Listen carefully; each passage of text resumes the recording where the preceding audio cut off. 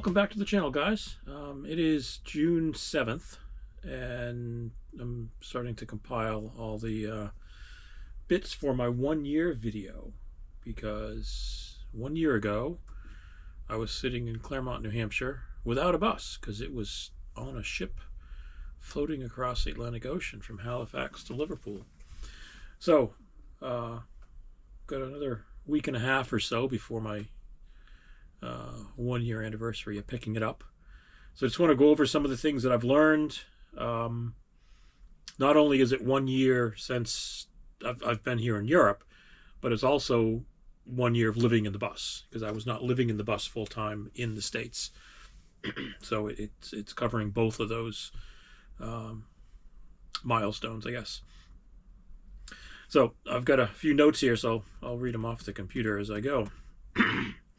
I think one of the first things I noticed, especially in England, but it does cover Europe as well, is the walking culture that we don't really tend to have in the States, unless maybe you're living in one of the major cities where you tend to do a lot of walking because it isn't convenient to drive a car.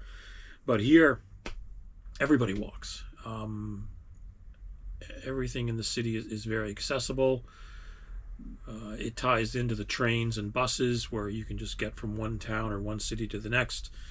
I'm here in Shrewsbury right now, and I needed to go to Birmingham for something and just hop a train for 40 minutes and you're there.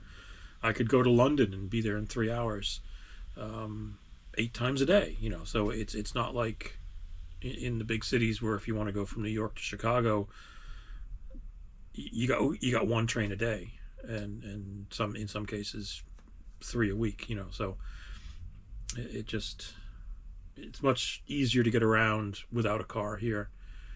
So bring some comfortable walking shoes, because you're going to be doing a lot of walking. In the cities, it's kind of cool. I know there's alleys and things in familiar walking around Boston, but you get the older towns and with little alleyways that you go in between the main city streets. So it's just a cool way to explore the towns as well. So another cool thing are all these little passages between the blocks in the city centers. So just narrow passages. Here's another alleyway going up from the city center. This one's a bit more picturesque. This one is called Grope Lane.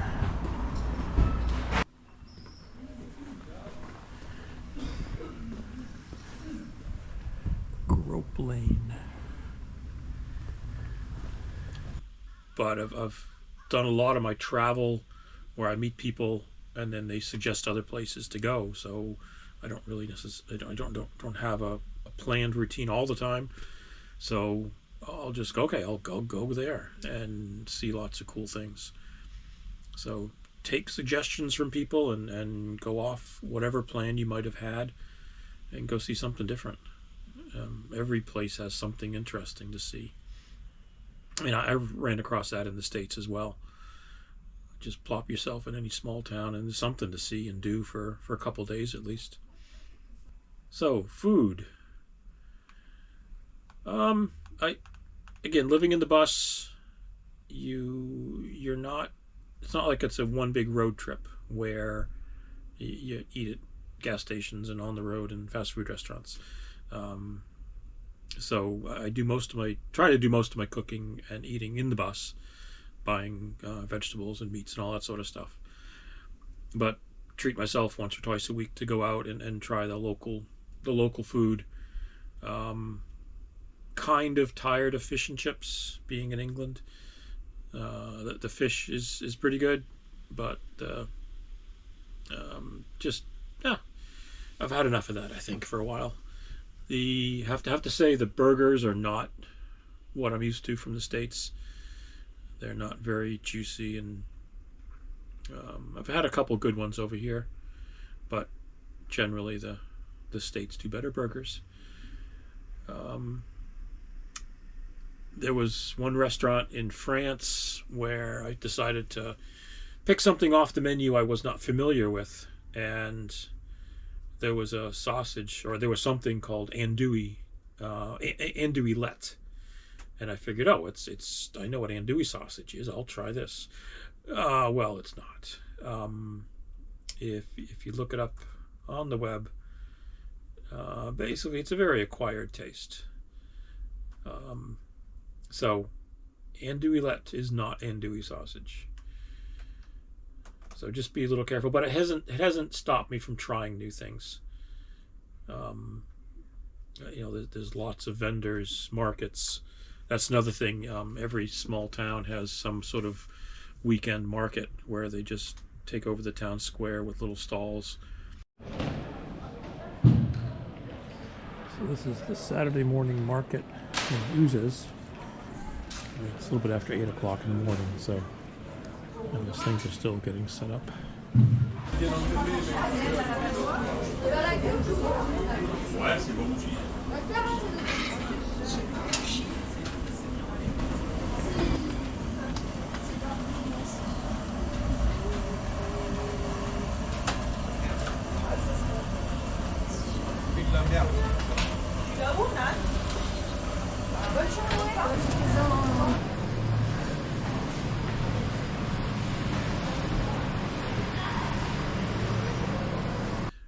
A few things I miss from the States as far as food. I flew home in February and I brought back some B&M baked beans and brown bread because you just can't get it over here. Lifesavers, just little things like that. They do have hard candies, but I don't know. I like Lifesavers. Tootsie Pops, they do not exist here. And kind of surprisingly, corn on the cob in the husk. So you can buy corn on the cob, but it's all peeled. Apparently they do sell it in the husk somewhere. I just haven't seen it, and it's certainly not as prevalent as it is in the States. For parking this beast, there's many apps that you can use to find camping spots, parking spaces, whatever. I use Park for Night. I picked one. It worked.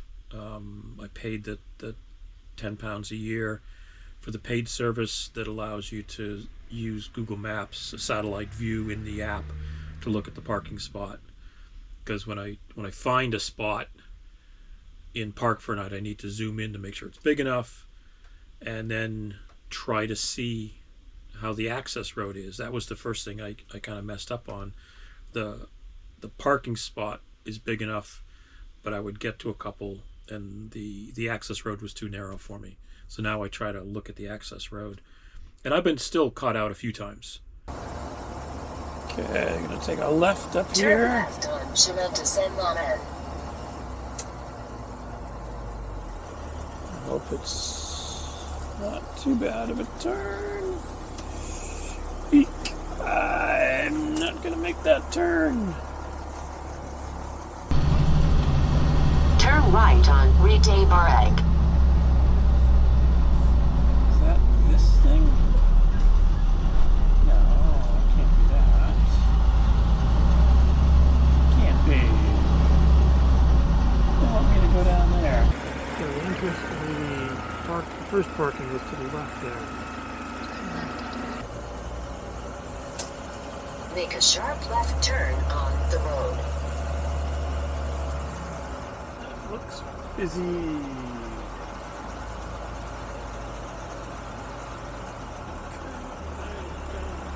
I feel comfortable getting in there right now.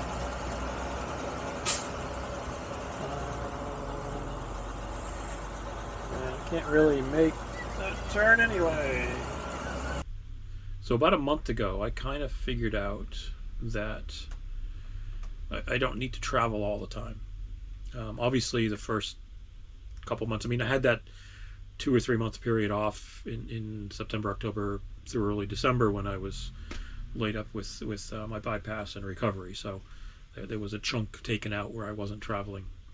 But certainly up until that time and a bit after, I'd be traveling all the time to see new things. And that's understandable. But I was trying to keep to a budget in my mind of about $2,000 a month. And I wasn't getting anywhere near that. But the last couple months over here in the West Midlands and in Wales in England. West Midlands, England, and Wales. Let me get the geography correct. Discovered some relatively cheap places to stay. There was a campground that was £10 a night per person, so I stayed there for 10 days. Then after that, I found a municipal parking lot in a small town that was £8 a night. I think I stayed there for 6 or 7 days. And now I'm up here in Shrewsbury, and I was coming up to a festival, so I found a municipal parking area the week before the festival, and it was £6 a day. And then I went to the festival, and now I'm back at the parking area, and it's a £27 a week that I can pay for 7 days. So, and then Steve is here. We're going to pick Liz up next week. So he's joined me. So I've discovered that, or just realized that if I just sit still for a while, then obviously my costs go down because I'm not throwing fuel in the bus every day. So there was a stretch, I looked on my computer, there was a 47-day stretch where I paid an average of $8 a day to stay somewhere. So that helps make my budget. For May last month, I think I came in at $2,600 for the month, which was the closest I've come, and I'm quite happy with that. So I'm figuring out a way to do this without driving every day and seeing something. Just park next to a nice little town, got all the shopping I need, and just chill out for a while. So the batteries I have in the bus are 600 amp hours, and when I shipped it over, I had 500 watts on the roof, and that was okay. But during the winter months with shorter daylight hours, it wasn't keeping up with the use of the batteries. So I eventually added another roughly 500 watts on the roof with a new solar controller. And I really think it's the new solar controller that's making a difference, because the old one doesn't know about lithium batteries. But anyway, I can get into that more in another video about the upgrades I've made to the bus. I am working on doubling up my freshwater capacity, which is just used for washing. Right now I have 43 gallons, roughly 160 liters, and I'm getting another tank that's I think a little bit bigger, 180 liters maybe, but that'll also fit underneath the bus. And currently I can go for 8 or 9 days without having to fill up with water. So I should be able to extend that to close to 20 days with the new tank. So that will be nice. For cooking, when you ship it overseas, you have to either empty the tank, get them certified, the propane tanks, get them certified empty, or just take them off. And that's what I did. I left the 20-pound tank in the US and bought a 6-kilogram tank when I got over here. Eventually added another 6-kilogram tank, which lasts me up to 4 months. But on a sunny day, I'll use electricity for cooking. On the, if I'm going to cook at night or something, I might use propane. So you can balance between the two. And then for power, obviously in the US I had a plug-in for 110. I think it actually was a 240 plug-in with 50 amps, the typical RV site plug-in. And even through December I didn't have any 240 volt systems in the bus, but I've since added a 240 50 hertz plug-in, so I can plug into European shore power, and I have a 2000 watt inverter for UK European power in the bus, so I can run European appliances. So that turned out to be necessary during the winter months, before I upgraded to solar, so I could go to a campground and plug in and keep the batteries charged. So that was a good upgrade. And then phone service, again, I did a lot of research before I came over about what phones to get, how to get data, all this stuff. When I got over here, none of it seemed to apply, or I couldn't figure out how to get that to work. So I ended up just buying a Vodafone SIM. I actually brought a new phone with me from the States, and so I put in a Vodafone SIM. I've been doing a monthly account as I go, which is fine, except that in Europe you have to pay extra to get coverage, so that was getting a little expensive. And in order to get a 1 year or 2 year plan in the UK, you need a UK credit card. That took a while to get, but I now have a UK debit card, and with that I was just able to get a 2 year plan through Vodafone, which gives me coverage in Europe for the same price I was paying the monthly fee. So that was something I've been working towards the last couple months, and finally figured out all the loopholes to jump through to get that done.